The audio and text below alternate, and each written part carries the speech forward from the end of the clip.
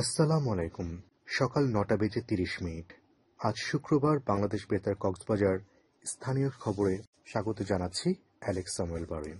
বিএনপির স্থায়ী কমিটির সদস্য সালাউদ্দিন আহমেদ বলেছেন, আগামী জাতীয় সংসদ নির্বাচন দেশের ইতিহাসে একটি গুরুত্বপূর্ণ ও দিক নির্ধারণী নির্বাচন হিসেবে চিহ্নিত হবে। তিনি আরও বলেন, দীর্ঘ ১৭ বছরের গণতান্ত্রিক আন্দোলন, সংগ্রাম ও আত্মত্যাগের পর অর্জিত ভোটাধিকার জনগণ এবার স্বাধীনভাবে প্রয়োগ করতে পারবে।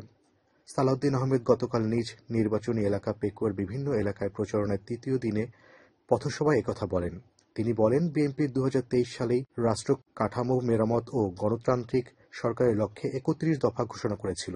বিএনপির ক্ষমতায় গেলে কৃষিকার্ড, স্বাস্থ্য কার্ড, খাদ্যের বিনিময়ে শিক্ষা কর্মসূচি চালু করা হবে বলে আশ্বাস দেন তিনি। এছাড়া শিক্ষিত বেকারদের জন্য কর্মসংস্থান সৃষ্টি বিএনপির প্রধান অঙ্গীকার বলে উল্লেখ করেন তিনি। পথসভায় পেকুয়া মহেশখালীর লবণ শিল্পের সমস্যার কথাও তুলে ধরেন সালাউদ্দিন আহমেদ। তিনি বলেন, আগামী ১ থেকে ১.৫ বছরের মধ্যেই কুতুবদিয়া মহেশখালী এলাকায় নির্মীয়মান বন্দর পুরোপুরিভাবে চালু করার লক্ষ্য রয়েছে। পথসভায় অ্যাডভোকেট হাসিনা আহমেদ, উপজেলা বিএনপির সভাপতিসহ দলীয় সর্বস্তরের নেতাকর্মী উপস্থিত ছিলেন।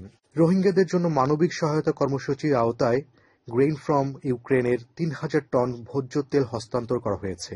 বাংলাদেশ, ইউক্রেন ও সুইডেন সরকার এবং বিশ্ব খাদ্য কর্মসূচির যৌথ উদ্যোগে গতকাল উখিয়ায় মধুরছড়া লজিস্টিক হাবে এ হস্তান্তর অনুষ্ঠিত হয়। এ সময় দুর্যোগ ব্যবস্থাপনা ও ত্রাণ মন্ত্রণালয়ের সচিব মোহাম্মদ মোস্তাফিজুর রহমান, পররাষ্ট্র মন্ত্রণালয়ের পরিচালক এ.কে.এম.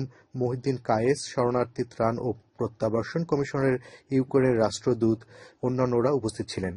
উল্লেখ্য, ২০২২ সালে চালু হওয়া গ্রেইন ফ্রম ইউক্রেন কর্মসূচি ইউক্রেনের মানবিক খাদ্য সহায়তার উদ্যোগ। জনসংখ্যা বৃদ্ধির হার নিয়ন্ত্রণ, ডায়রিয়া মহামারী প্রতিরোধ সহ বিভিন্ন স্বাস্থ্যসেবায় ওরসেলাইন, গর্ভনিরোধক বড়ি, স্মাইল বেবি ডাইপার সহ বিভিন্ন ঔষধ ও পণ্য তৈরি করছে এসএমসি, যেটি সাধারণ মানুষের জীবনমান উন্নয়নে আত্মনির্ভরশীল একটি প্রতিষ্ঠান হিসেবে স্বীকৃতি লাভ করেছে।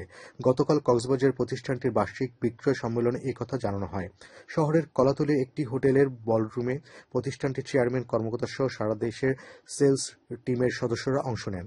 এ সময় আরও জানানো হয়, গত ৫০ বছর ধরে বিভিন্ন স্বাস্থ্যসেবামূলক উপাদান তৈরি করছে এসএমসি।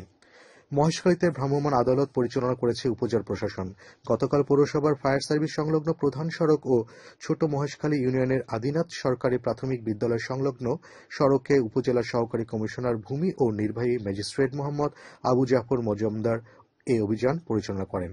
এ সময় বিভিন্ন যানবাহনের লাইসেন্স ও ফিটনেস সনদ যাচাই করে বিভিন্ন ধারায় ৬টি মামলায় ৩,৫০০ টাকা অর্থদণ্ড প্রদান করা হয় এবং সড়কে হেলমেট ব্যবহার না করায় মোটরসাইকেল চালকদের সতর্ক করা হয়। এছাড়া অপ্রাপ্তবয়স্ক অটোরিকশা না চালানোর বিষয়ে সতর্ক করা হয়।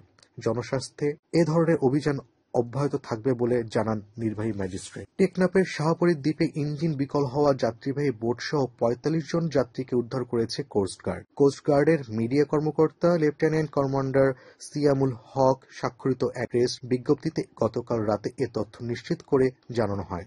গতকাল সকালে একটি যাত্রীবাহী বোট টেকনাফের পৌরসভার কাউখালী নৌঘাট থেকে ৪৫ জন যাত্রী নিয়ে সেন্ট মার্টিনের উদ্দেশ্যে ছেড়ে যায়। দুপুরে টেকনাফ শাহপরীর দ্বীপ সংলগ্ন গোলারচর এলাকায় পৌঁছালে যান্ত্রিক ত্রুটির কারণে ইঞ্জিন বিকল হয়ে ভাসতে থাকে। এ সময় কোস্টগার্ড শাহপরীর দ্বীপ আউটপোস্টের একটি অভিযানী দল ভাসমান বোটটির যাত্রীদের উদ্ধার করে। টেকনাফের ইউনুস মেম্বার হত্যা মামলার এজাহার নামীয় পলাতক আসামি নীলা ইউনিয়নের পরিষদের মেম্বার রেজাউল করিমকে আটক করেছে র্যাব ১৫। গতকাল রাতে গোপন সংবাদের ভিত্তিতে কক্সবাজার পৌরসভার একটি হাসপাতাল থেকে তাকে আটক করা হয়। তার বিরুদ্ধে হত্যা, অপহরণ, অস্ত্র, নাশকতা, নারী ও শিশু নির্যাতন সহ ১৩টি মামলা রয়েছে। এর মধ্যে অস্ত্র ও হত্যাসহ ৩টি মামলায় ওয়ারেন্টভুক্ত পলাতক আসামি রেজাউল। টেকনাফ মডেল থানার ভারপ্রাপ্ত কর্মকর্তা আবু জায়েদ মোহাম্মদ নাজমুন নূর এ তথ্য নিশ্চিত করেছেন। আবহাওয়া এখন জানিয়ে দিচ্ছি বাঁকখালী নদীর মোহনা ও সংলগ্ন এলাকার সামুদ্রিক জোয়ার ভাটার সময়সূচি। আজ ভাটা শুরু হবে সকাল ১০টা ১৪ মিনিটে, চলবে বিকেল ৪টা ৫০ মিনিট পর্যন্ত। সবশেষে পর্যটক বার্তা। পর্যটন নগরীর কক্সবাজার আগত ভ্রমণ প্রিয়াসুদের সাগরের পানিতে নামার পূর্বে সাবধানতা অবলম্বন করার জন্য অনুরোধ করা হচ্ছে। যারা সাঁতারে দক্ষ নন তাদের পানিতে বেশি দূর যাওয়া উচিত নয়। ভাটার সময় স্রোতের সাগরমুখী টান, প্রবল হাওয়ায় সাগরের গভীরে ভেসে যাওয়া, এমনকি প্রাণহানির আশঙ্কা থাকে। সেই সাথে পর্যটকদের স্বাস্থ্যবিধি মেনে চলার পরামর্শ দেওয়া হচ্ছে। খবর শেষ হলো। আমাদের পরবর্তী খবর প্রচারিত হবে আজ দুপুর ২টা বেজে ৩০ মিনিটে।